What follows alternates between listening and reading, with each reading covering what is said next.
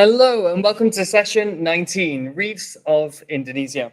Indonesia's coral reefs are among the most biodiverse in the world, yet they face intense pressures from coastal development, destructive fishing, and climate change. This session focuses on how community-based conservation can thrive when it is culturally sensitive, integrating traditions rather than imposing external models. Locally co-designing empowering residents as stewards of their marine environment, supported by sustainable finance mechanisms such as reef trust funds and tourism-based contributions, and anchored in iconic and relatable species protection such as turtle conservation to build trust, engagement, and collective ownership. So we're lucky to be joined by two ex-marriage students, alumni, and one current marriage student. So we have Alexandra Wasita, who's a sustainable finance specialist for Wildlife Conservation Society in Indonesia. We have Corina Lunge, currently a first-year student at MARES, working and doing her internship at Blue Islands in Indonesia. And we have MARES alumni Florence Lacrosse, who's a project manager with Coral Guardian. And as you can see, we have also Marta, so photographer, marine biologist. So he was the co-founder and former director of Coral Guardian of Indonesia. Unfortunately, he couldn't join at that time. He wish he was with us, but we have been lucky enough to do an interview. So we will show his insight and also what he thinks and his input into the session at the end. So stay with us. Fantastic. So welcome, everyone. Thank you for taking the time to join us. Today, I think you guys have the sun. We don't have the sun at 4 a.m. just yet, but hopefully it will be rising soon. So I kind of want to let you guys introduce yourselves a bit more and share a bit more about your background. So let's go to Alexandra first. Okay, can you hear me? We can hear you, yeah. Yes, okay. I'm so happy to be here. Good morning, good early morning to Crystal and Aziz. And my name is Alexandra Waskita. I'm from Indonesia. Currently, I'm in Manado in northeast Sulawesi of Indonesia. And yeah, I'm alumni of MARES in 2021 class. So I had my master research in while joining MARES in Indonesia in Alor Islands MBA. About the vulnerability of coastal ecosystem and coastal people to climate change. So yeah, it was a very nice experience where I found that we need to be resilient both ecologically and socially. And I had also my undergraduate in Indonesia, in Java, in IPB University. And currently I'm working with WCS Indonesia, and I in specifically in marine sustainable financing. So WCS having an MOU with Ministry of Forestry. So we're working in national parks in marine protected areas in Indonesia. And yeah, we're working on this issue recently. Thank you, Alexandra. I think we can just introduce yourself and then we will come to the general question. Maybe Corina, if you want to be next. Sure. Hi, good morning from my side also. I'm currently based in Indonesia, Central Sulawesi. As Crystal said, I'm current MARES student. I'm German. I am currently doing the master's degree in ocean science as a career change. I have a degree in management and 7 years of work experience in that, and this is also the reason why I wanted to join Blue Alliance for my internship here in Indonesia. They are a French NGO that co-manage actually MPAs internationally in the Philippines, in Zanzibar, and here in Indonesia, and I'm currently with the team in Central Sulawesi, so a bit south from Alexandra. And so I like this big picture thinking of conservation, that we have compliance in law enforcement and we have the science side on the other hand, but it really goes hand in hand, and community involvement is a huge part. And I've been very blessed to see how they do that in here, and like really been taking a leading role in contributing to that in my two projects. They are the implementation of a turtle monitoring program, as well as a megafauna monitoring program. So it's been a lot, it's been challenging, but it's going well. Fantastic. Thank you very much. You sound very busy, which is good. And we'll come to Florence. Yeah, it's a pleasure to be here. Thanks for having us. So yeah, I'm Mara's alumni that currently has the pleasure of working with Coral Guardians. So I recently joined the team in France. But Coral Guardian's first project was actually in Indonesia. So I'll quickly present the work we do in Indonesia, maybe to give a bit of context. So yeah, here I'm taking you to Hatamin Island in the Flores Sea, where the main threat was actually dynamite fishing, and Coral Guardian together with a local NGO, Yayasan Wes, and with local actors such as local authorities, schools. There are many different stakeholders involved in the project. They work together to do coral restoration. So far, 1.2 hectares of marine protected area has been established since the beginning of the project in 2015. We've also got a local team of 8. So there's been the creation of 8 local jobs in the area. So here we see some of the team. These are some of the Coral Guardians that have planted since 2015 75,000 coral.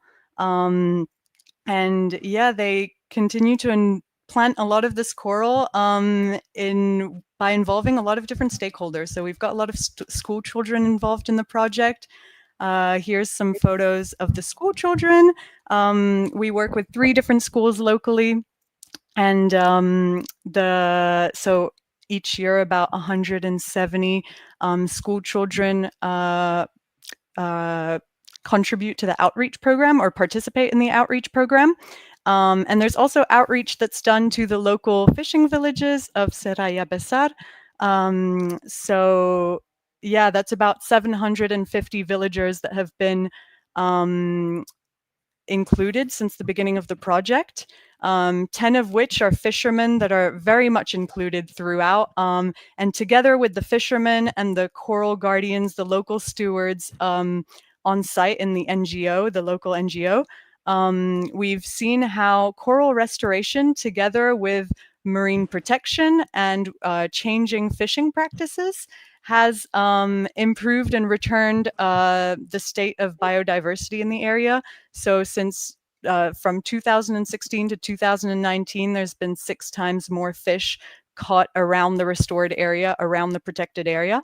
So yeah, it's quite inspiring to see that. And just to kind of shift the kind of zoom out now and take kind of more of a global view of what Coral Guardian does, not just in Indonesia. Our overall mission is to protect coral reef ecosystems through local actions and the mobilization of an international community. So the first project in Indonesia really paved the path towards other projects in other countries.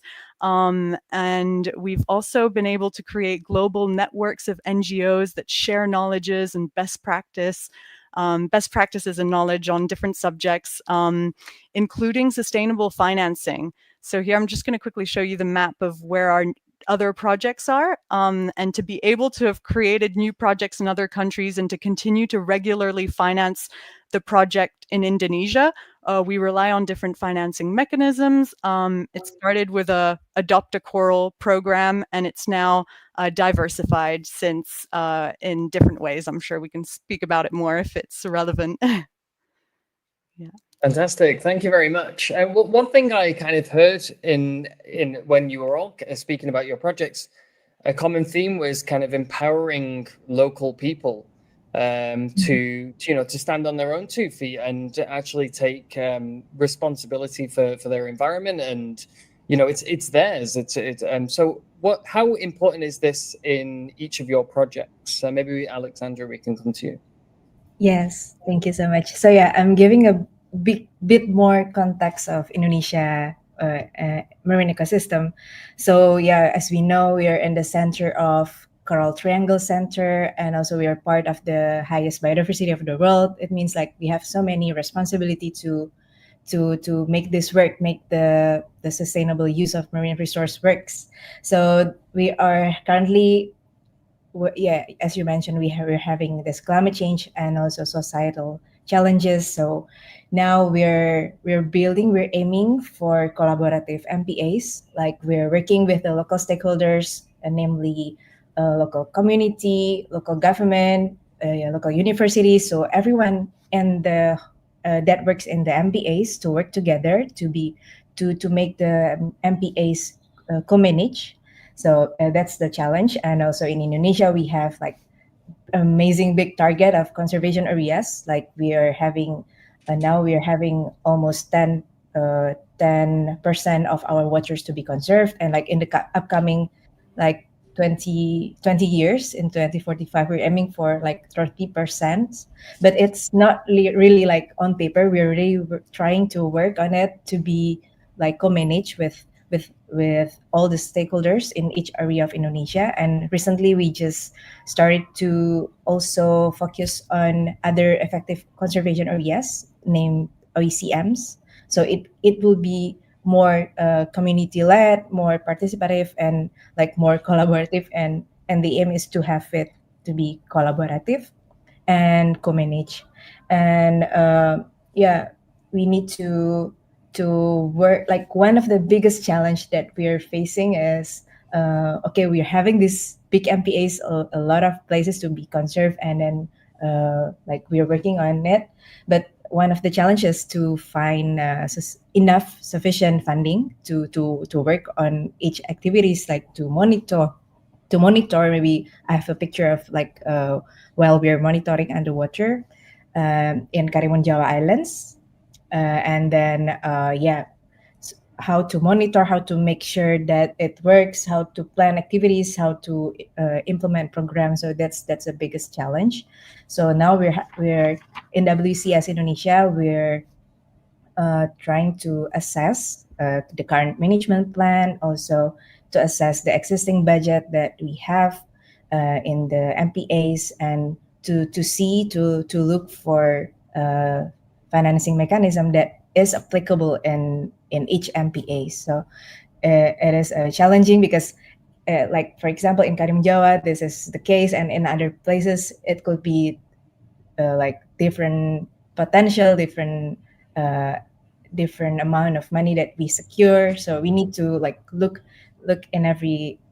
differently in every place. So yeah, that's what we are working on, and I'm really excited to see which kind of financing solutions, for example, in Blue Alliance sites in Central Sulawesi, what you're working on, and like in Coral Guardian, I'm really excited to learn the different mechanisms, so it can be like solution in there could be many solutions to many different problems. So yeah. Well, she launched a discussion for us. Yeah, it's a really good discussion about already. Yeah. So for Florence, something that you said that I found super interesting was as you described like school children as stakeholders, which I'm terrible. I never think of school children as stakeholders, but they totally are for sure. So why is it important for school children to, to come and see what Coral Guardian's doing and what's happening in their local region? Yeah, I mean, school children are the foundation of any community, right? There's children in all communities, and children have an impact on all levels of communities as well, because their parents are naturally going to adopt a lot of different roles in the community. So all that they learn at school and they bring back home is information that's shared with the entire community. So that's one side of it. Another side of it is the fact that children are also the future generations, and it's inspiring to see how engaged they can be, and that they can be the stewards and the ambassadors of their own area that they're growing up in, and to understand it, to understand the different pressures, the different socio-political things that are happening in their environment, to understand the ecology of coral reefs and all that is very inspiring for future generations. To have that knowledge from a young age is quite exciting. Yeah. Totally agree. Okay. Yeah. Well, we can go to Corina. You talk about a little bit your turtle projects, also parts of conservation, but I guess you can perhaps also link it to Alexandra and share your experience working with with Blue Islands, just like how do you see this MPA, because you are working currently in MPA zone also, so how do you feel like this dynamic is working?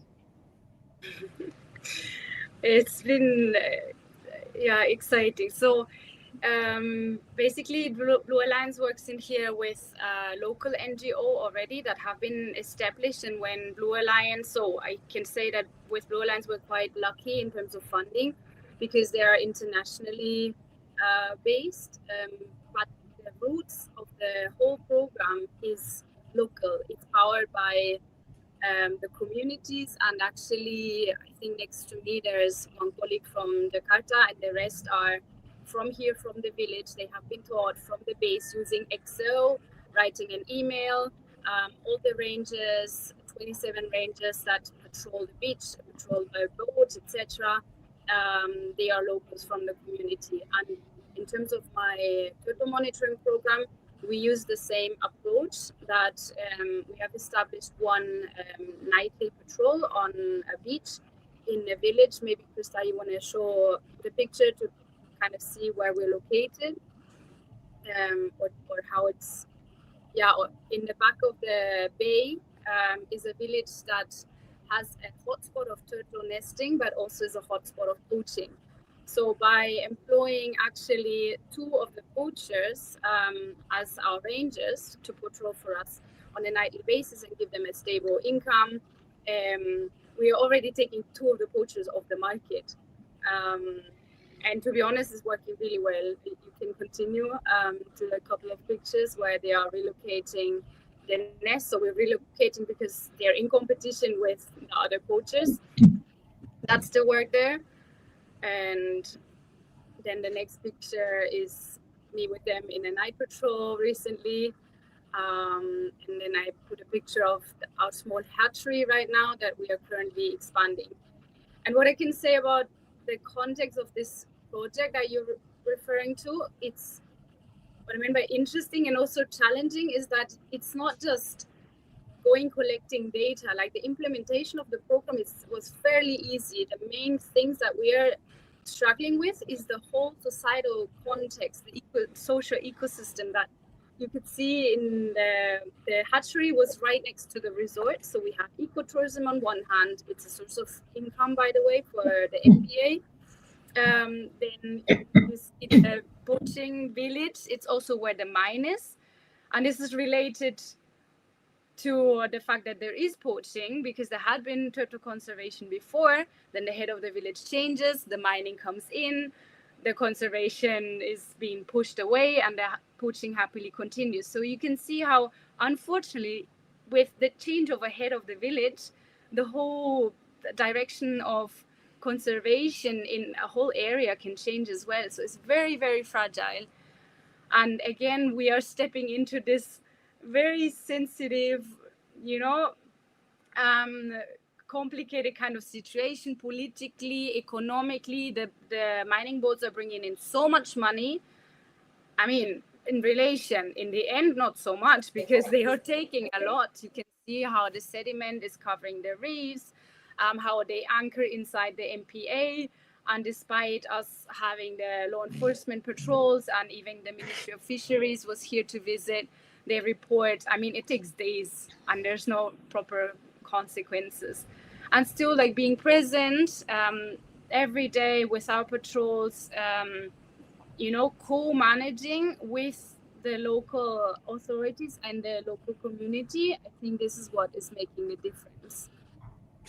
Thank you very much. I want to pick up on something Alexandra mentioned in her introduction, which I'm definitely going to steal in my next manuscript, was we have to make communities more resilient, both ecologically and socially. Could you expand on that a little bit? And then we can open it to Karina and Florence as well. How do we make communities more ecologically and socially resilient? Yeah. One of our ways that we're working on in WCS, for example, and also in my previous research, we are working with WWF. For example, how to make it, you asked how to make it more resilient ecologically. One of the solution is to make the current MPAs or the current locally managed area is really aligned with between what is needed and what is needed to be consumed and also what is needed to be conserved. So it will be it we need to make it like in at some kind of equilibrium between what we both of like both ways, and then by having marine protected areas and OECM, we can make sure that okay, this is something that we're going to do together, like with the local community. So then, for example, if there's tourism, like how much carrying capacity that we can that we can have, like how much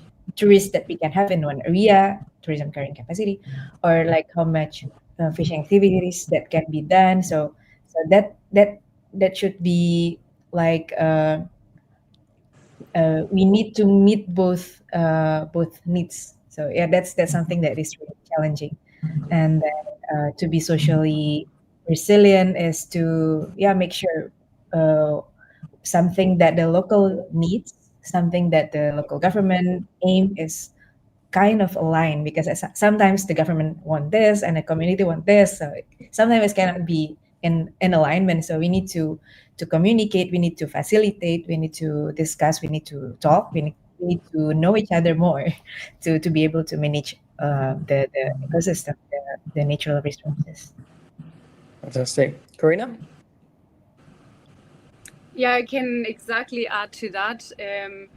Referring back to the issue with poaching and the mine being in the same place as the previous hatchery of the other NGO used to be, this is all down to political decisions of the government, the Indonesian government, that basically at the same time, within the range of 1 year, decided, gave the permit to implement the MPA, and at the same time gave the permit for the mining, which is literally 200 meters from the border of the MPA, Area 7. And then in Area 6 is the same thing. The mine is actually inside the MPA. So you wonder, I mean, is it to bring economic development, but then maybe this should be done through conservation, because there's money in conservation, there's money in ecotourism. I can see that in the resort. People are very happy to pay, and we are right now developing a coral transplantation or coral restoration program as well to involve the tourists.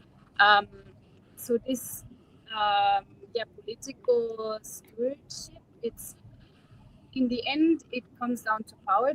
I see the communities basically failing with that, because as much as they speak up, they are not heard. And I know that in my village where I'm based, the mother of the NGO manager has very good political relationships, and this is why she managed to so far prevent the building of a mine actually right here as well, which is sad. The truth. And Florence? Yeah, I'll come back to bounce off of what Alexandra and Karina said when I talk about the social side, but to start with the ecological resilience. So we work a lot with fishing communities at Coral Guardian, and the fishing communities at Seraya Besar, they switched their fishing practices. At first, they did a lot of dynamite fishing, which completely destroyed the reefs that they depended on for their livelihoods.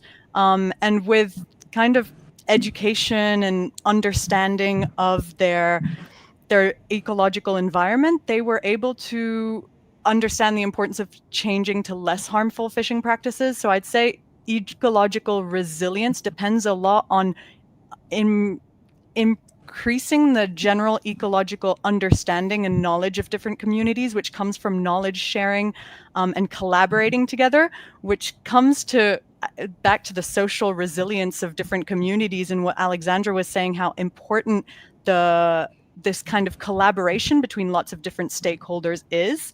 And I think this collaboration comes down not only to more communication and speaking with each other, but it's also listening to each other.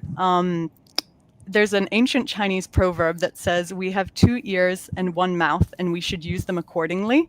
We should listen just as much, if not more, than we speak. And what's really important is for stakeholders to be listening to each other, not just coming and saying what should be done, but to listen out to each other's needs. And I think with the fishermen, they were able to be heard, which was very important. The fishermen of the village near Hatamin Island, and yeah, it changes everything when building community and building relationships between different communities and different stakeholders. Yeah. Merci. Yeah, sorry. I think it just go back to one of the previous session we had also talking about Pacific Reef and people. They just like they talk about that a lot with the local community, just like how you really build this trust, and they all say the same. It's just like first you just need to be humble to arrive and just to listen. Yeah. And I think this is what also you're saying. So that's really just like also a different part, but just coming back to the same. Yeah, every reef that I've been lucky enough to dive in Taiwan, in the Philippines, and Indonesia, and especially in Indonesia, I always come away and say, the best people who know the reef are Indonesians. They are the best people. They don't need any GPS on their boat to find the reef where they need to go. It's amazing. So yeah. So maybe also because Alexandra, you're from Indonesia, you're also working now with the local communities. Like, can you perhaps did you had to face also some challenges at some point? Because I guess for Florence is like coming from France saying like, oh, we're going to base this, but they are hiring some local peoples and they build this trust. But for you, how it's working? Did you had to face some challenges perhaps? Yeah. It's quite funny that even I'm Indonesian, if I'm Indonesian, and then if I go to different places in Indonesia, it's all different. We have different culture, we have different like dialect, and then we need to understand like the local context, how everything's going on, like politically and then culturally, and many other details, and also ecologically, it's quite different from one area to another. Like we have different profile of both ecologically and socially.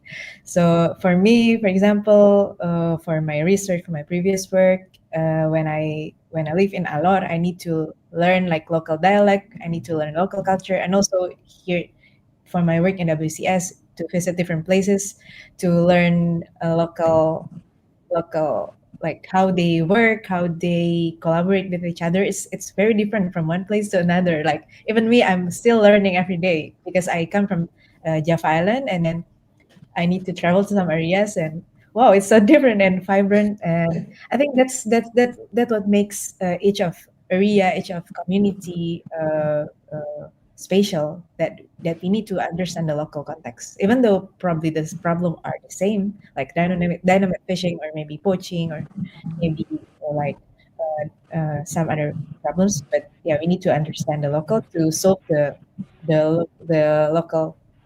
local problem based on the local context. So yeah. you made me miss Indonesia now. Oh, Okay, maybe you guys the food as well. Sure. Well, I think we're arriving already at the end because we also have to listen to Marta to contribute to the session. But I guess before we go to Marta, maybe some take-home message. If you also perhaps can link it, as you know, with this event that we're doing, this MarWorld around the world, going to SDGs, to UNOC. Maybe if you have a message, because you did pass some strong ideas and thoughts. So yeah. What would be the take-home message we have to remember? If you want to start, maybe Corina. I actually, adding to what Alexandra said, my take-home message is exactly that: share what you are doing from one area to another. Sometimes it seems very obvious to you, but it might not be for the other team. But don't impose. Like, leave the freedom and the power to decide and adapt it locally. And I think Blue Alliance in this sense is doing a really good job, like balancing that stewardship but leaving responsibility and freedom. Oh, very wise. Florence. Yeah, I think I'd bounce off of that and remind the power of collaboration, sharing, and as you mentioned sharing, and there's also listening that we spoke about. And I think this all links to that goal, the partnership for the goals, sharing between each other, whether it's between NGOs, between different types of structures and stakeholders. And I think we can all get inspired by these upcoming UNOC events to share with each other, to network, to collaborate, to find out more about different projects around the world, but also for those who don't have the chance to go to UNOC to continue to do it on a local scale. There's so many different scales that we can collaborate on, and whether we're participating in UNOC or not, I think that it's important to continue to share with each other. Yeah, well, thank you for saying that, because I think, of course, we talk about the ocean since last morning at 10 a.m. we start. Yeah. So yeah, just about mostly SDGs 14, but it's just like, yeah, a lot of SDGs are linked. And like you said, 17 is really important, just like this idea of collaboration, working together. And yeah, this event is also to show that, yeah, you are around the world and you are working for them. So that's why it's important for us. And it doesn't start at UNOC and No, it doesn't end at of UNOC. course So not. that's a really good thing to highlight as Yeah. well. Yeah. Okay, I guess Alexandra, for you now. Okay. Yeah, I think the take-home message that I can give to us is that not only we are talking about the marine ecosystem, this vibrant and rich biodiversity, everything, but we need to remember that it is us, it is upon us people who really have the responsibility to manage, to be able to achieve like same goals and preserving our ecosystem, but also to have to support the local people livelihood. And what we are aiming to do is to live peacefully and also to share the resources equally together. So that's something that we need to do, like both sides is quite challenging to be managed. But if we are collaborating, if we have same vision and same objective, I think we can achieve it, and we can communicate, we can work together in the long term. Thank you very much. Okay, we'll have to jump with also with the interview of Martin, so be our guest to stay if you want. We just come back to you at the end. Perfect. Hi, Martin. It's a pleasure to have you with us here. Martin, you're a marine biologist, you're a photographer, coral reef advocate. You have founded Coral Guardian in 2012. And so I'm a marine biologist. I study marine biology, marine ecology, and I started my work career in Indonesia as coral farming and tropical fish exporter for aquarium business. I was asking fishermen, I was in the field in Indonesia and telling fishermen to catch fish. I was also breeding corals with other people, Indonesian people, and we were supposed to export to aquarium. And this, after a year, I decided to quit this job and dedicate my life to the opposite. So involving people in protecting corals. But also, I decided to go to Indonesia because I wanted to discover other culture, and I had the chance to be during my job in a village, Indonesian village, and to discover what's connection to corals and what is to be connected to the ocean. So yeah, that's how it started. That's how Coral Guardian started. How to involve people in coral reef conservation and to be able to for them to be autonomous in coral conservation. And so what was the situation there at that point? Why is this village and how it all started? Yeah. So we had different spots before in Indonesia, and we had like three failure programs because of the environments that was a bit toxic for corals, and then because the local communities were not really involved because of tourism, and we we decided to go a bit further to near Komodo National Park in Flores, and we looked on a small fisherman village and an island, and that's where we started in 2015 our success program with the Coral Guardian. That is, and this year it's 10 years. Coral Guardian started the program in Pulau Atamin Island. So the goal in Atamin is to involve local fishermen that were before fishing with dynamites on an island that was totally destroyed by dynamite fishing, so no more corals. And they started to protect marine protected area, to transplant corals on the reef. So coral transplantation is used, or coral reef restoration is used as a tool of education. It's not made to restore all the reef in Pulau Atamin or in Indonesia, because it's too large. So the solution is to protect marine protected area, to set up marine protected area protected by local fishermen. The key of success, I guess, is that they are totally involved in the program. So we give them the keys, and they just take the program and they own the program. And it's important to understand also that it's not, we don't bring knowledge only. We also learn a lot from them. And when I was there, I think I learned more from them that they learned from me, you know, because they were the locals. They knew, even if they knew the environments differently, I had a like marine biologist eye, and they had a local people eye, you know, like they are practicing coral reef since they were born, and they transmit all the knowledge from the parents and from the community. So I think it's important to learn also from those people. You're educating people around coral reef through different approach, and we know that there is a lot of pressures on coral reef, climate, tourism, overfishing. So my question is more general, maybe almost metaphysical. What gives you hope today? In other words, again, what is the message you want to share with youth, with the Mares community?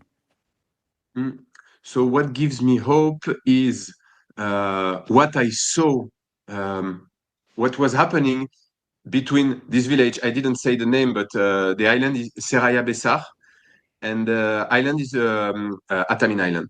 So what I saw there, like a really local model with people protecting marine protected area, and fish came back. You know, we had on the marine protected area in 4 years, I think we had like 5 times more species of fish. So it's just talking about fish, not about other species. So it's pretty impressive. In 4 years, 5 times more species.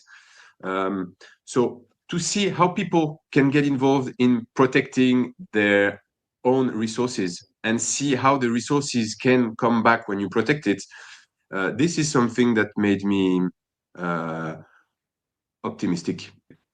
So now you have, so you left Coral Guardian to start another life and develop new projects.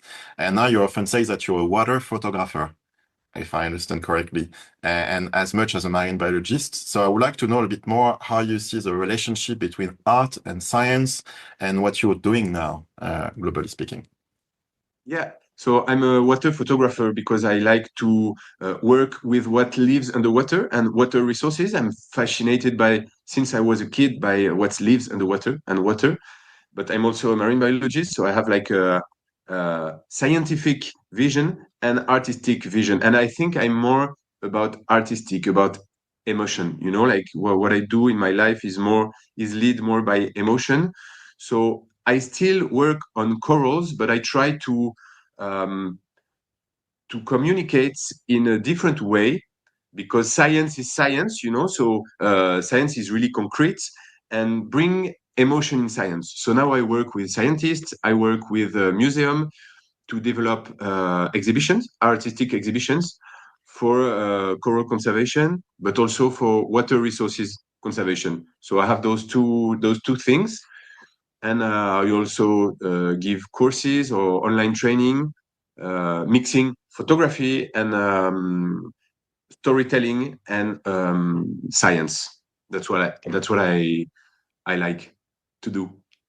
To conclude, what I learned and what I could say is that the local people, I learned a lot from the local people, and they taught me to live locally and to protect what's around. Like corals, corals, they stay at their place and they recycle with their symbiotic algae.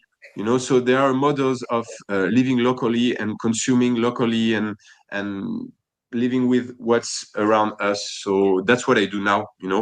Thank you, Martin. And also you developed education tools on corals. If people want to know more, they can search online with your name. It's really inspirational. And thank you, Martin, for sharing all of that about your past life and your current life. And it's always a pleasure, and I hope to see you soon on site. Thank you, Christophe. Thank you, everybody. And let's keep going the 24 hours. Yeah. Let's keep going the 24 hours. We're nearly there. That's a good catch. Yeah. Phrase. We also have a very nice comment at the end. This is very nice for you guys as well. Maybe for once you have something to do with that. Yeah.